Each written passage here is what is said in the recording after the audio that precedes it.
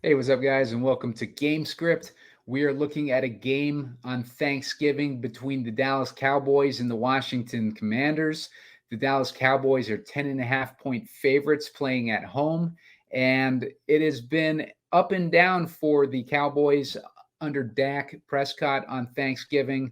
They are 3-3 straight up. They're 1-5 against the spread. So he's had a little bit of trouble playing on Thanksgiving, but the team has been dominant this season. The defense is firing on all cylinders, and they've been dominating weaker opponents. And they have a weaker opponent this week in the Washington Commanders. The Commanders traded away most of their defense, and they're in a situation where Sam Howell is on fire as the quarterback. He's got the most passing yards in the league, but the team isn't winning, and they don't do well against opponents like Dallas. When Sam Howell is under pressure, he throws a lot of interceptions. We saw that against Buffalo when he threw 4 interceptions. So the million-dollar question is going to be, which Sam Howell shows up on Thanksgiving?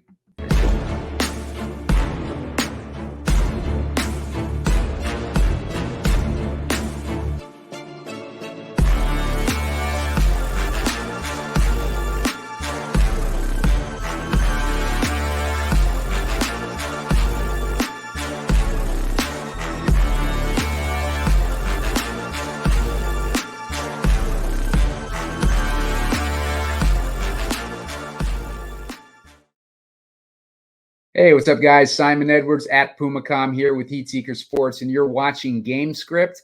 This is a special Thanksgiving edition of Game Script, where we're going to be going over the Dallas versus Washington game.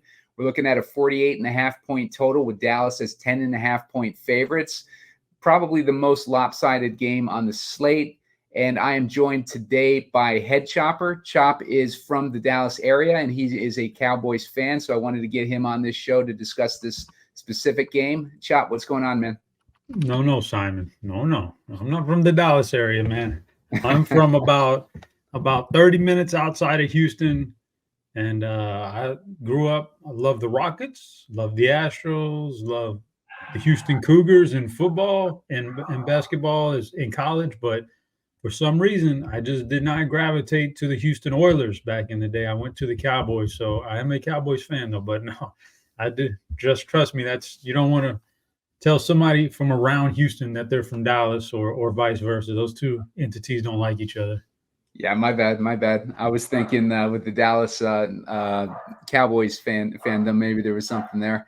But good to have you on the show, man. And we got a pretty interesting game between division rivals. Like I was saying at the top, it's a 10.5 point spread in this game, with Dallas being the favorites. And I don't know, Chop, what are your general thoughts on this game based on what we've seen out of both of these teams so far this season?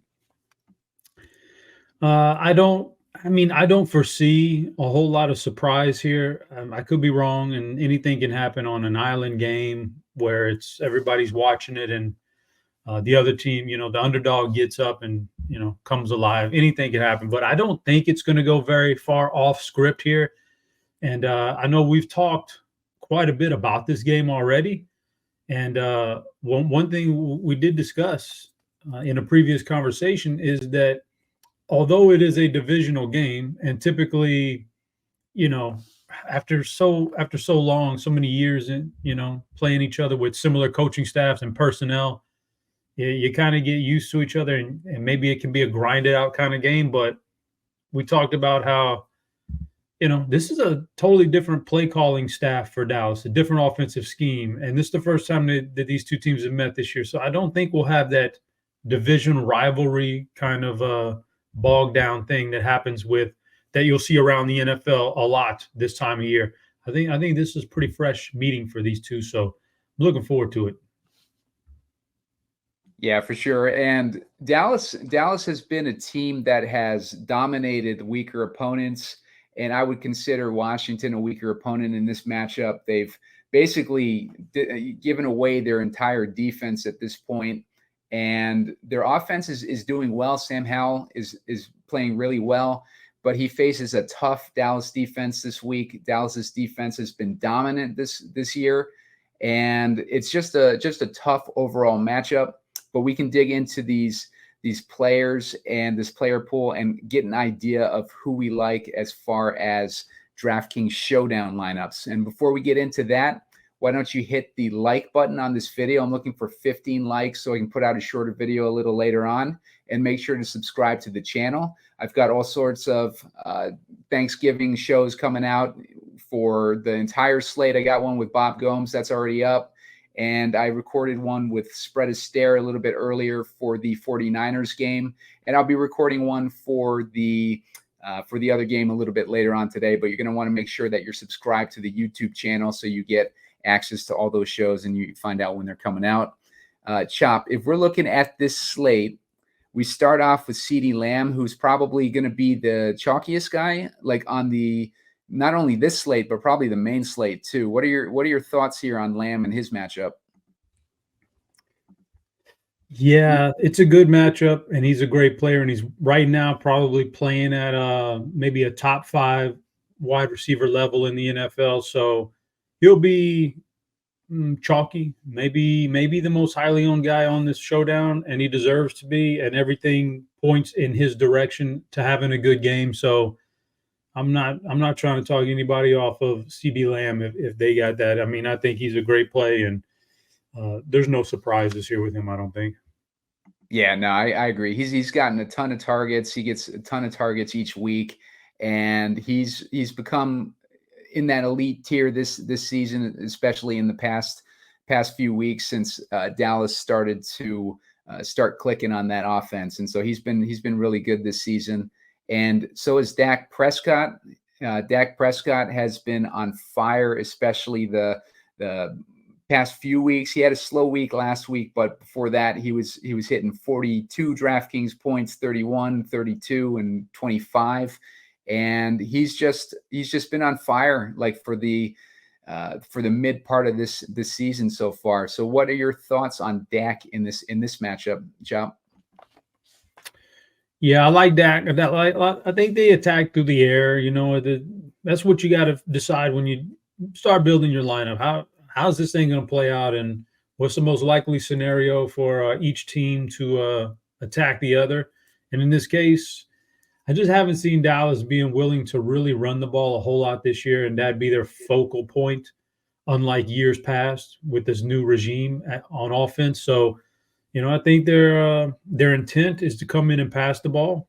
And the thing Dak had a rough start to the season, basically fantasy-wise, and some of that was due to you go out there against the Giants and all of a sudden the defense and special teams are scoring right and left. And then you've got some matchups that, like last week, not a good game for him fantasy-wise because it was an easy opponent and they took care of business and another defensive touchdown and that kind of stuff. So, yeah, I think if you can avoid the defensive touchdowns, and we'll talk about the defense later, but, if you don't get any of those fluky touchdowns for Dallas, defense and special teams, I think they're going to pass the ball quite a bit, and that makes him a great play. It makes him one of the best as far as raw points, probably the highest projected guy, and he deserves to be on this entire slate. So, again, that's kind of where my game script is Dak and Ceedee and the pass catching, and I'm going to ride out this passing game for Dallas in this thing. Yeah, and to Chop's point, like in those early games where they were blowing out like those weaker opponents too, they blew out the Giants 40-0. Dak had 6 DraftKings points in that game, 30-10 versus the Jets. He only had 20 DraftKings points, which isn't too bad. Against Arizona, they were actually facing an opponent who won the game. So I think they were kind of caught off guard in that game. He ended up with 15, and then another blowout versus New England, he had 14. So you see a trend there with some of these blowout games where like Chop said, it's relying more on the defense. The defense and special teams are doing all the damage, and it kind of leaves Dak with fewer and fewer opportunities. And if you're building a game script for this show where you kind of envision Dallas blowing out the Washington Commanders, maybe keep that in mind when you're debating on putting Dak into your lineups. If we go on further, we got Sam Howell, who's been really good this season. I think he's top 3 in passing yards, and you can see it in his DraftKings numbers where he's scored over 20 DraftKings points in a lot of games, and if not over 20 DraftKings points, he's pretty close to it. But Sam Howell is in a tough matchup this week against the Dallas defense. Dallas has been allowing about 16 DraftKings points a game to the quarterback position. And since we're on that, the Commanders have been allowing 23 points a game to the quarterback position. So that's another reason to like Dak, because the quarterback and the main wideouts have been having the best matchup against Washington so far this season. But yeah, with Howell, he's in a matchup where they're allowing 16 DraftKings points a game. He's had a good season. Chop, what are your thoughts here on Howell versus this Dallas defense? Yeah, I don't mind Sam Howell at all this week. Yeah, he's going to have some ownership, but every quarterback is going to have ownership in Showdown. That's just the way it is. But I think there's a chance that, first of all, he's had some tough matchups this year, and he still gets there fantasy-wise for, myriad of reasons. Number one, he can run. That's always a great equalizer. And number two, garbage time. He's in there for garbage time, and he's playing catch up, and it's done really well for him. So I don't mind him. And then we hit on some defensive points in our pregame conversation, which is Dallas plays a ton of man-to-man. That's their calling card on defense. That's something a running quarterback can take advantage of, and I think he can take advantage of that. So I don't mind Sam Howell at all in this matchup. Yeah, I'm with you on that. And I think Howell is actually the type of quarterback that you can get away with in the captain, where he's got that rushing upside. So despite the increased salary, the rushing upside kind of pays that off more times than not. So yeah, Sam Howell is a good play on the Washington side in a tough matchup. His last time he played a defense that had the same type of pressure that Dallas can get on a quarterback was against Buffalo, and he threw a bunch of interceptions in that game. So keep that in mind with Sam Howell. He does not do well against pressure, and Dallas is a team that gets a lot of pressure. So something to think about there. With Tony Pollard, this is an interesting situation for Pollard because Washington is susceptible to the run. They're giving up a lot of, especially receiving yards and receiving points against these running backs. And Pollard, his bread and butter was in the receiving game before this year, but he's been used as more as a between the tackles grinder, it seems. And Chop, what are your thoughts here on Pollard in the context of this slate? Oh man, I'm probably not super in love with Tony Pollard, not just this week, but moving forward until he shows me something, until the coaching staff shows that they can iron out whatever the problems are with Tony Pollard. It's not, I can't imagine it's him that's having an issue here. He's still a young guy, and he's coming off of, a great year, and he didn't just fall off a cliff. They're doing something schematically that's not good with his skill set. And that's what's showing right now. So until they start ironing that out, I kind of don't like Tony Pollard. Don't like him this week and don't like him next week until I see something else. You have to go back to it felt like week 2, they fed him against the Jets. Week 3, they fed him pretty good. And then they were like, well, this is not really working out for some reason. And they went away from that and they started passing more. Now they're having a lot of success passing. So I don't know if they go back to that, but you'd have to go back all the way to week 3 to catch him. Get anything over 15 carries in a game. I mean, I don't want to pay for 10 to 15 carries if and expect that to be my RB1. So I don't like him in this matchup, and it's really a scheme thing from Dallas's point of view. So I've made my game script. I've made my mind up that this is going to be a Dallas passing game more than a running game. So I'm not on Pollard as much. Yeah, that makes sense, especially the way that they've been playing regardless of opponent lately, with relying more on that passing game. As we go down and we look at another pass catcher for the Dallas side, we got Brandon Cooks, speaking of that passing game, and the wideouts versus Washington. Washington's allowed the most DraftKings points a game to wideouts, and that is where Brandon Cooks and Michael Gallup kind of come into play. Cooks has been having a good little stretch recently. He scored 35 DraftKings points against the Giants, and then he had a couple games where he scored 14 points against the Rams and 15 points against the Chargers.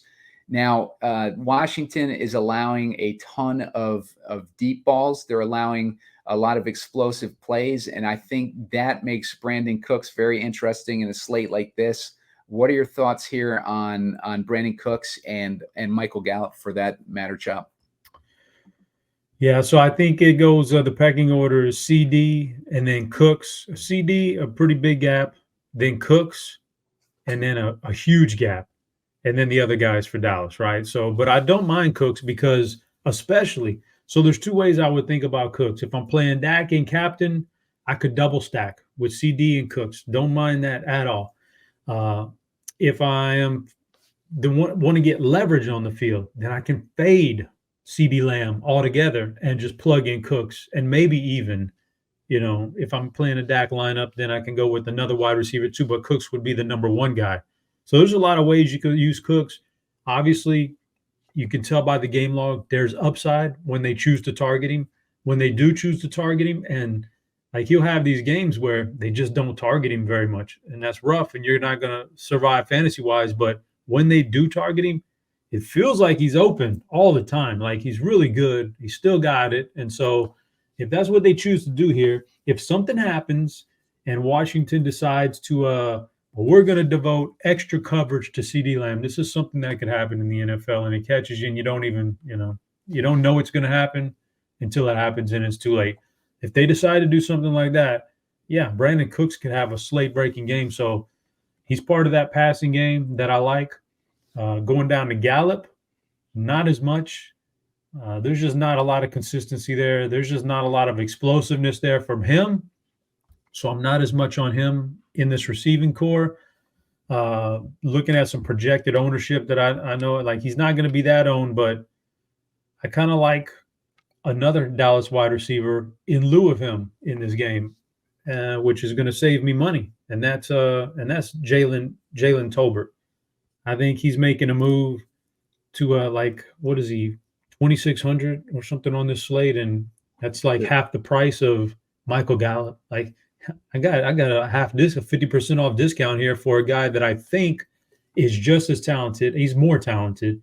He just needs to learn a little bit. He's really raw, but they're starting to feature him a little bit more. And like if this is the game he comes out and just completely supplants Gallup, man, I like it at this price tag.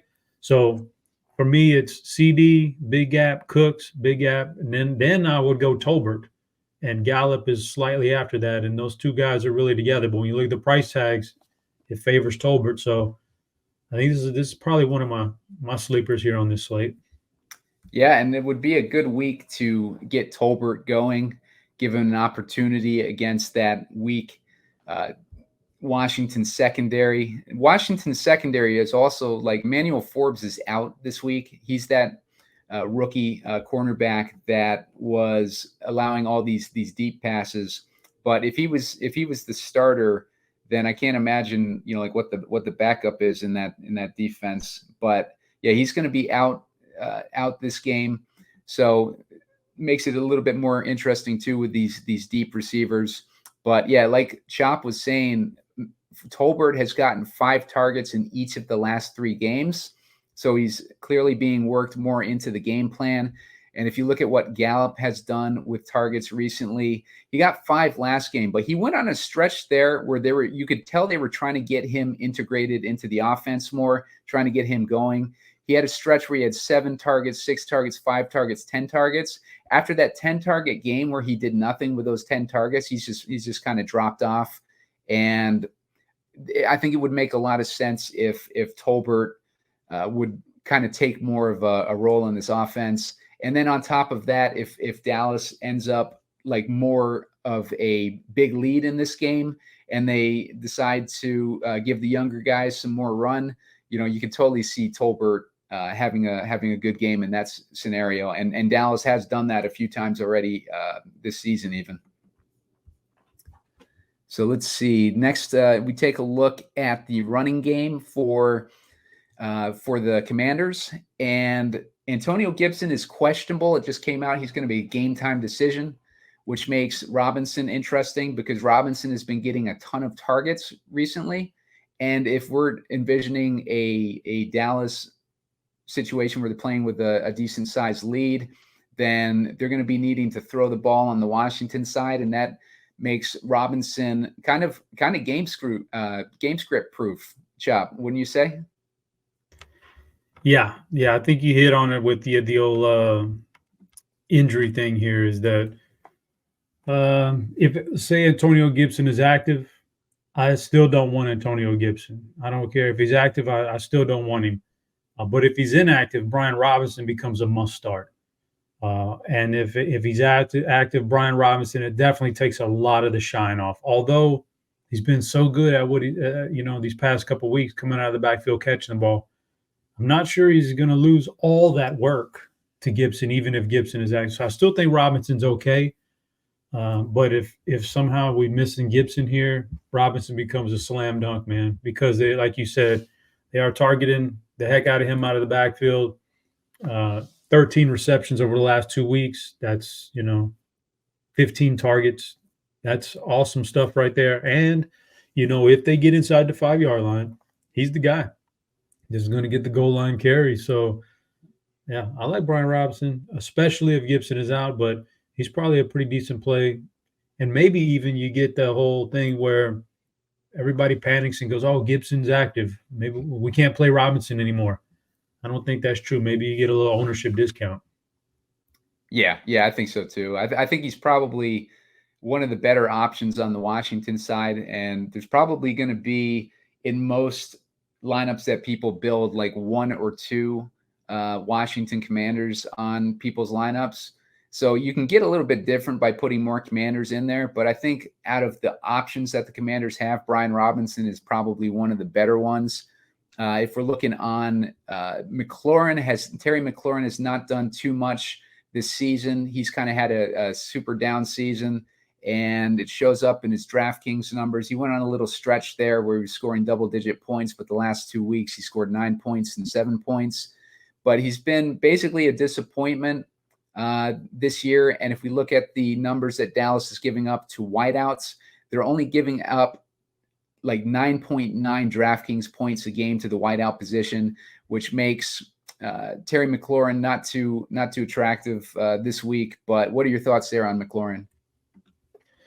I think there's an avenue where McLaurin has just a huge game. It's not going to happen a whole lot. And if you play this game out like 10 weeks in a row, it's, most of them are going to be duds, but there's a couple games in there where he gets loose because I've already mentioned the man-to-man coverage Dallas runs with.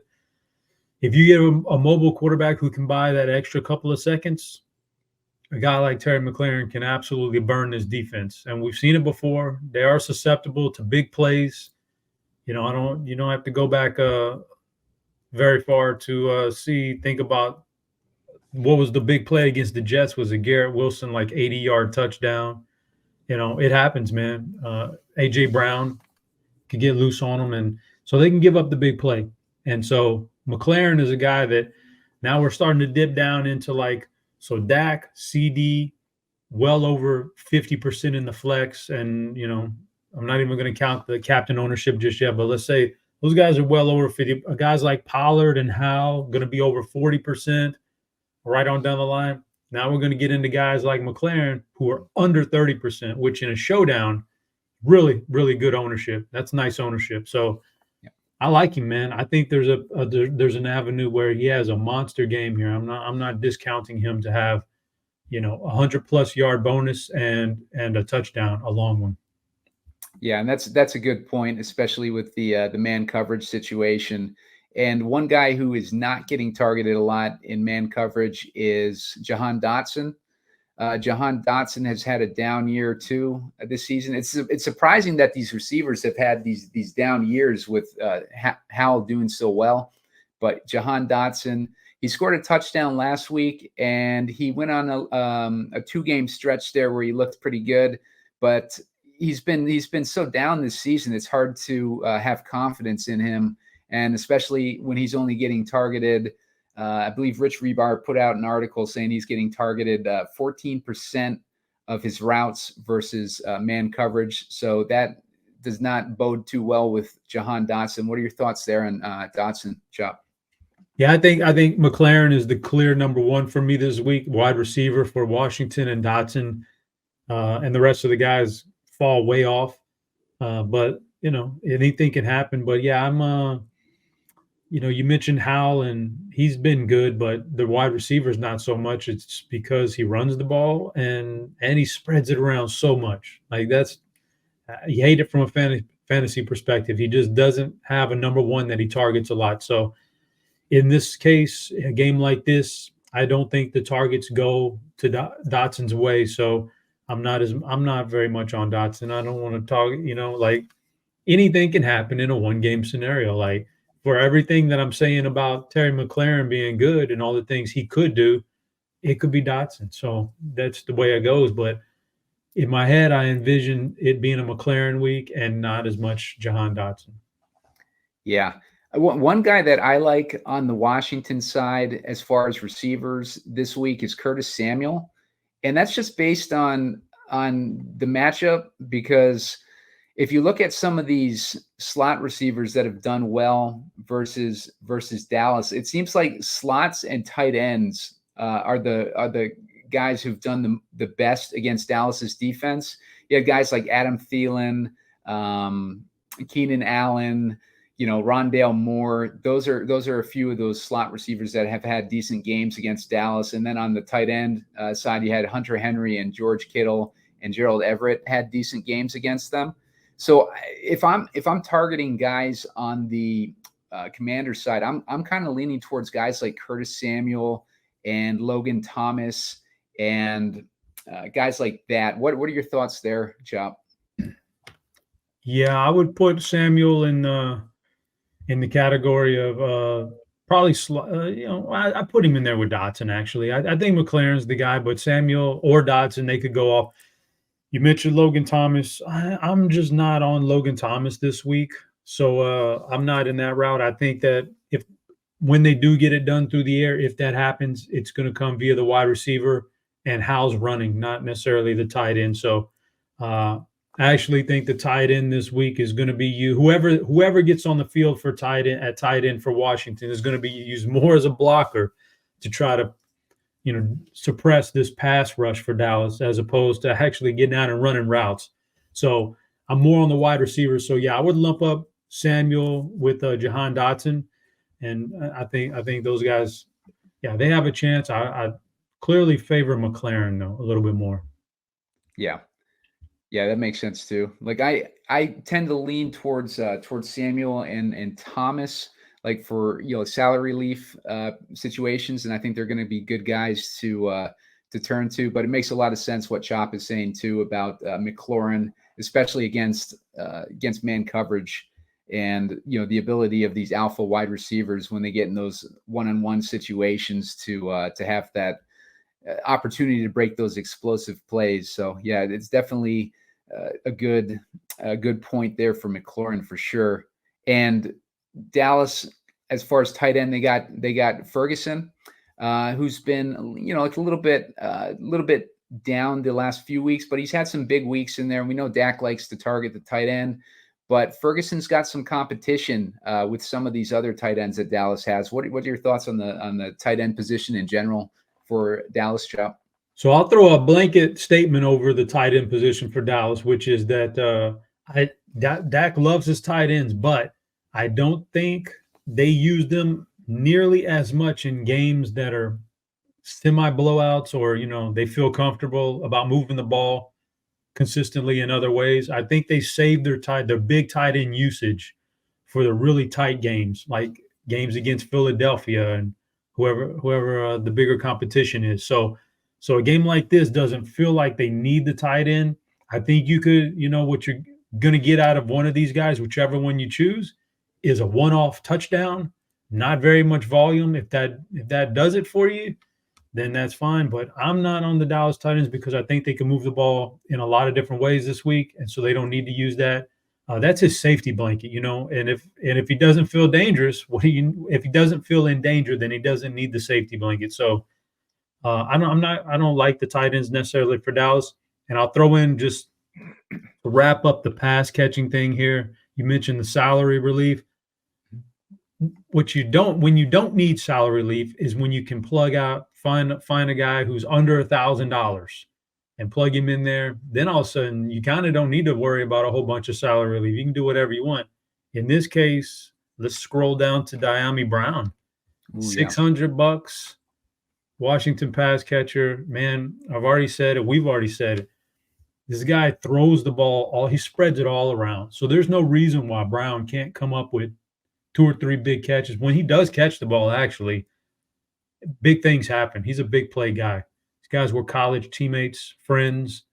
There's a path where Brown just crushes this $600 salary, and then the rest of your lineup is juicy because that this is a salary. This is almost a free square if he hits. So this is my salary saver right here.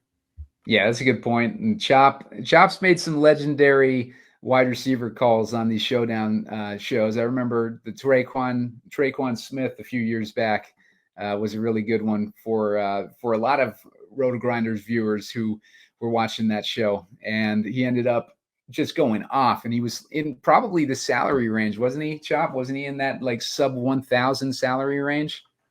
Yeah, it was a cheap one. Yeah, we used to do some good shows back in the day, man. Yeah, that was one that stuck out for sure. And I think we've covered most of these guys. The only thing left is the defenses and kickers. I think with the situation with Sam Howell under pressure, throwing so many interceptions, that's definitely going to make Dallas's defense interesting. They are priced up there at 6,200. We also got the kickers. They're both priced at least Aubrey's priced at 5,200. Sly is at 4,600. So kickers are priced up this season. And then we got the Commanders down at 3,200. So what are your thoughts there on your favorite of those plays, maybe, Chop? Which one? We're talking about the defenses, kickers, anything under 3,200? I guess if we just look at like the defenses and kickers in general, like if we're looking at the Cowboys, for example, like what are your thoughts generally on the Cowboys? And I guess we can lump those kickers and the Washington D in the same category. I would say that so kickers, I'm not as high on in this game because you can get the Cowboys defense, and the kickers have no upside compared to the Cowboys defense. They can absolutely smash. So I would prefer the Cowboys defense over kickers. And I'm certainly not in a game where the Cowboys are going to be projected to score all these points and Washington can even hang in there. I don't want to have too many of my roster spots anchored down by kickers and the Washington defense. So roster spots are valuable. So I'll pass on the kickers because I don't think the upside is greater than the Dallas defense. And the Dallas defense, I think, has a pretty safe floor because this team gives up so many sacks and the Cowboys can pressure that quarterback so well. So the floor is high. And all you got to do is look at their game log. They can absolutely break a showdown slate wide open. They've got that kind of upside. So Dallas defense definitely in play. The rest, and because they're so much in play, it brings down everybody, all those other guys, brings them down to me to where I really don't need to play the kickers. Yeah, for sure. And you see multiple occasions where Dallas's defense has hit over 15 points, in particularly against these weaker opponents like the Rams, New England, the Jets, and the Giants. So Washington would definitely, at least in my opinion, like kind of fit in that category of teams. Although like Sam Howell does have a lot more upside than any of those teams have with their quarterbacks. But yeah, Dallas is definitely in play for the defense at 6,200 even. Chop, let's get into to building a lineup here. Who do you like best as captain? I'm guessing that we're going to go with a Dallas kind of game script to lead things off here. Yeah. Considering the ownership, which is going to be pretty similar between Lamb and Prescott, and the price tag is pretty similar, I don't really envision playing CeeDee Lamb over Dak in the captain. So I want Dak in the captain. Okay. I like that. So where do we go from there? If we want to pair him, we're probably pairing him with two receivers, right? I think if you're playing Dak in the captain, you're going two wide receivers or pass catchers in general with Dak. So it's just such a good spot for Lamb. I would want to do probably Lamb, and then becomes the decision. Do you want to go semi-chalky and go with his top two wide receivers, or do you want to break it up and go with CD and one of the the cheaper options, lesser owned? But I think in this case, maybe we can get a little bit different elsewhere. So I'd say let's plug in Brandon Cooks with him. Yeah, I like that. I like Cooks in general. Like he might be my favorite play on this showdown slate. So Cooks. So we got two receivers with him. Is this a scenario where we want to put in the Cowboys defense too and hope that it's one of those games where Dallas has a big lead, but they continue to throw throughout the game? Yeah, that's kind of what they can do regardless. They'll throw until they don't have to anymore. So I think we're going with it looks like it's going to be a Dallas onslaught for us here, Dallas stack. So I don't mind that. And then we've seen that, you can bring back a one-off from another team and he can still be really good even if you're playing the defense against him. And sometimes that's actually beneficial for that to happen. So in this case, let's see, 4,600 is going to be tough. Let's see, we have to bring back somebody from that receiving core, getting loose. It's cheap. Maybe this is I don't know, man. There's a lot here. Here's what you do. Plug in one of those cheaper Washington wide receivers. Okay. Kind of fits the mold. Whichever one, either Dotson or Samuel or even Dami Brown. Because let's go Samuel. So yeah. $5,000, we got plenty of juice left here, man. You know what you could do now if you really wanted to do the Dallas onslaught? They've built up their lead with Prescott passing to their two pass catchers. The defense has done its job and scored points. Samuel's the only guy doing anything for Washington. And so it's a blowout. And by the fourth quarter now, we're getting Rico Dowdle run. And all of a sudden, he's the guy who's looked more explosive than Pollard anyway. Yeah. And, he breaks one in the fourth quarter and then boom, you're in the money. So I kind of like that for a little game stack. But there's a lot of ways you can go with that last spot. Yeah, for sure. And then that makes total sense in a situation where you would play a guy like Dowdle. Just keep an eye on the injury report. Non-participant in Tuesday's practice. So not sure exactly what his status is. Have you heard anything there, Chop? I mean, he was questionable last week and played. It's a really easy, really, really simple, easy switch to Deuce Vaughn if Dowdle's inactive. Deuce Vaughn they trust him and he'll get the backup run. And they even had Vaughn out there returning punts last week. So they have all the confidence in him to get on the field. So if Dowdle's inactive, that's a really easy switch. In fact, if Dowdle's inactive for $800, Vaughn becomes a very good play. Yeah, and Vaughn is a guy that has a good relationship with the coaching staff. His dad is one of the coaches, and it was one of those good moments from the draft where his dad got to call him up and tell him he was getting drafted. So and the times that he played in the preseason, he looked pretty explosive. So he's got a good opportunity to have a decent game if he gets that opportunity to back up Pollard and they take the game script that we're kind of thinking with this lineup. Yep. So, and I mean, if we get Vaughn in there too, let's say we put Vaughn in there. Let's say we find out that Dowdle is out, and we want to put Vaughn in this lineup. That leaves us with $8,400 in salary. So that brings us up to McLaurin territory. So if we wanted to, swap out Samuel for McLaurin, we'd be able to do that, and it leaves us with like a few other options here too. Yep. So good lineup there, Chop. Let's do one a little bit different, real quick, where we envision Washington is actually like able to keep this game competitive and like maybe keep it within a field goal. Like what would Washington need to do in order for that to happen? Like, there's no doubt that if Washington's able to keep this thing close and even try to pull an upset, it's got to come on the shoulders of Sam Howell. Like, it's got to be his running ability and scrambling around and getting out of the pocket and throwing all over the place. So it's got to be Sam Howell, and Sam Howell would be the most likely captain for Washington upset. Yeah, I'm with you on that one. I think Howell is like one of those quarterbacks that you don't have to hesitate about using him as a captain. I know lately, like, quarterbacks in captain has been not the best strategy, but look at these game log. If you look at his game log, you see multiple games over 20 points, and you see a 28-point game in there, 34 points and 29 points mixed in there too. So definitely has the upside to be a captain. And if we're going to put him in captain, we want at least one receiver. I don't think it's necessarily like a guy that we need to put two receivers in there, Chop, like with Howell. I think we can get away with one since he's got all that rushing upside. 100%. 100%.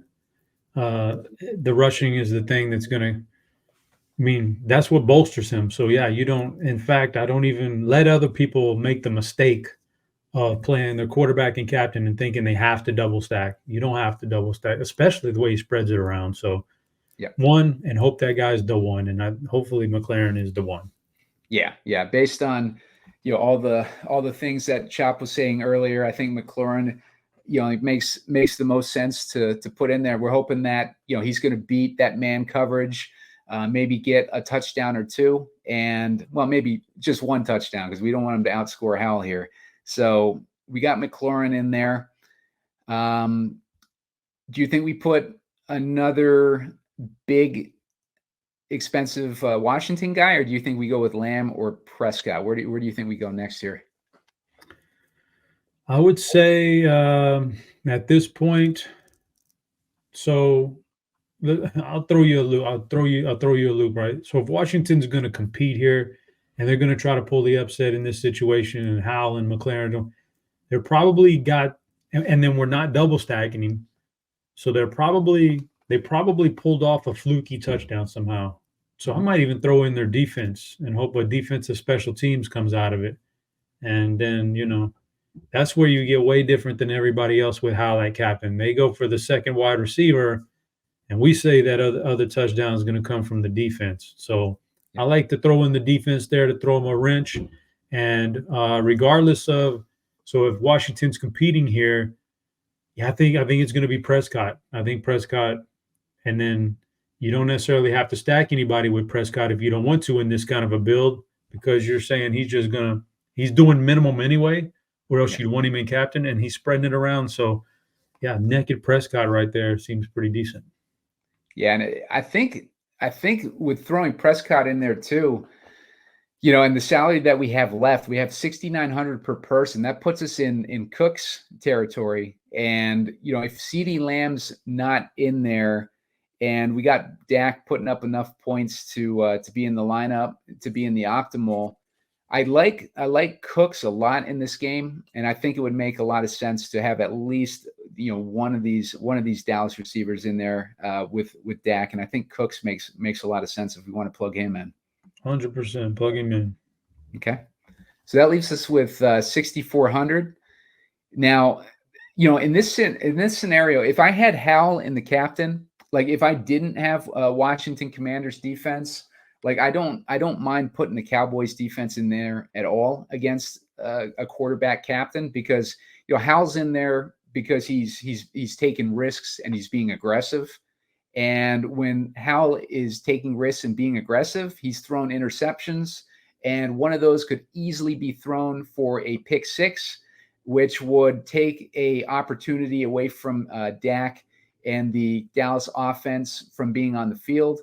and that would give Howell more opportunity on the field, especially if they did a big drive to get into the red zone, and then they throw a pick six, and then they got to start all the way back again, and that's going to grind a lot of time off the clock, and that's going to give 8 points to that Cowboys defense. So I don't hate putting the Cowboys defense in a situation like this, but who would you look to add your second guy? We got opportunity with Logan Thomas and Samuel down there too, but who would you mainly look to here, Chop?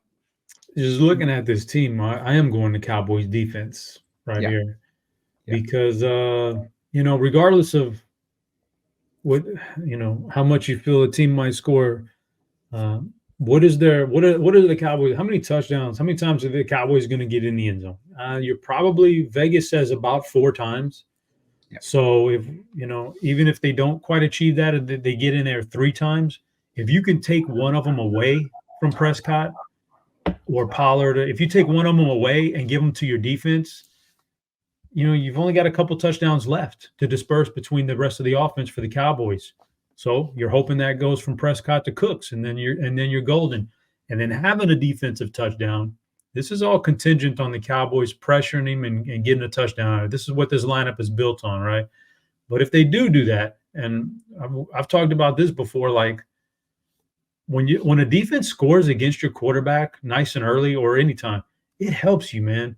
You're as a quarterback, you're getting right back on the field. You did not lose your possession. You're going to get and now all of a sudden there's a bigger deficit on the scoreboard, or they're closer to you on the scoreboard. You got to pass even more. It's the perfect scenario when you play a QB. It's the perfect scenario for the defense to come out and get a touchdown against you. Like it saves time, gets you more possession, and the next possession is going to be yours anyway, and puts you in the hole on the scoreboard. More time to catch up, more pass catching, catch up mode. So I like the Cowboys here as a defense, and to be honest with you, looking at that build won't be duped very many times. It's got 2 defenses in it, and it's got Howell and Kaplen. So I like that quite a bit.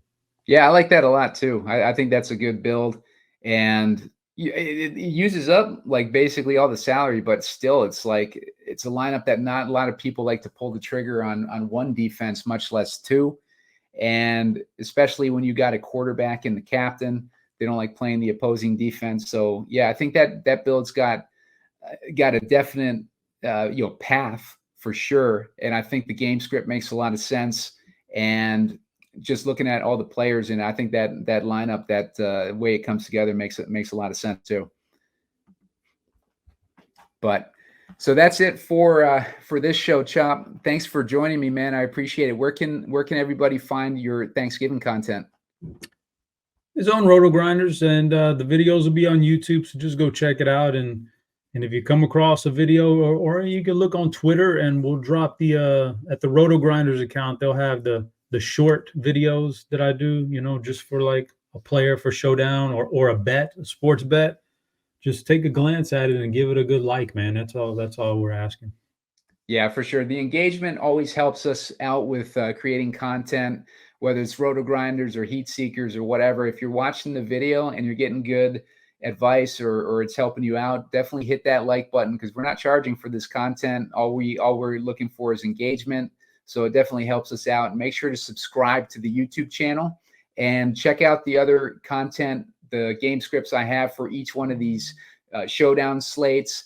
And I got a full game or full slate show up with Bobby Gomes, which I posted last night. So check that out and subscribe to the channel so you don't miss any of the future content. So have a good Thanksgiving, everybody. Chop, thanks for joining me, man. I definitely appreciate it. Thanks for having me, man. Cool. See you guys.